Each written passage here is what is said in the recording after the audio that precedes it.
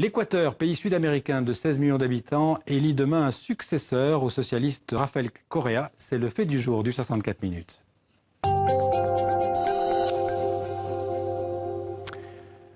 Rafael Correa qui aura donc effectué 2 mandats de 5 ans et après 10 ans de pouvoir, il ne se représente pas. Les Équatoriens vont devoir décider de poursuivre ou non la révolution citoyenne de ce président de gauche ou alors prendre un virage conservateur comme en Argentine, au Brésil ou au Pérou. Les enjeux de cette présidentielle en Équateur avec Thibaut Cavaillès. Poursuivre la révolution citoyenne ou prendre un virage conservateur. Les Équatoriens auront le choix dimanche entre 8 candidats. Mais c'est entre 2 hommes que devrait se jouer cette élection. Lenín Moreno, 64 ans, vice-président de l'actuel chef de l'État, Rafael Correa. Le candidat du parti Alianza País incarne la poursuite d'un processus de changement du pays.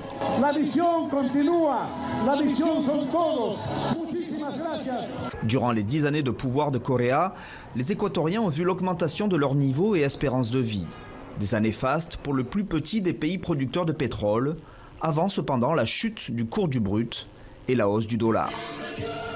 Mais face à l'affaiblissement du pays, beaucoup appellent au changement. C'est ce que propose l'autre favori, l'ancien banquier Guillermo Lasso, 61 ans, du parti Creo. Il assure pouvoir mettre fin à la corruption et créer 1 million d'emplois. Les Équatoriens en ont assez de tant d'abus, de tant d'impôts, et par-dessus tout, l'impôt le plus perfide de tous, la corruption des proches de Correa. Les classes moyennes se montrent en effet de plus en plus mécontentes du parti au pouvoir, impliquées dans des scandales financiers. J'espère qu'il n'y aura plus de scandales de corruption. Pour un changement ou la poursuite d'une dynamique, à quelques heures du scrutin, les Équatoriens pour qui le vote est obligatoire sont encore indécis. Je n'ai pas encore décidé pour qui je voterai, même si au niveau national, le gouvernement actuel a beaucoup fait et donné un autre aspect à l'Équateur. Je comparerai les campagnes de chacun des candidats avant de faire mon choix. Selon les derniers sondages, Moreno recueille 32% des intentions de vote contre 21% pour Lasso. En tout cas, le président sortant, Rafael Correa, laisse derrière lui une importante réforme du système de santé publique en Équateur. Tous les Équatoriens ont accès à un médecin, à un hôpital ou à des médicaments, presque toujours gratuitement. Mais les caisses de l'État sont vides aujourd'hui et il faut attendre parfois 3 mois pour obtenir une consultation. Le reportage en Équateur de Romane Frachon et Antoine Baudard pour TV5 Monde.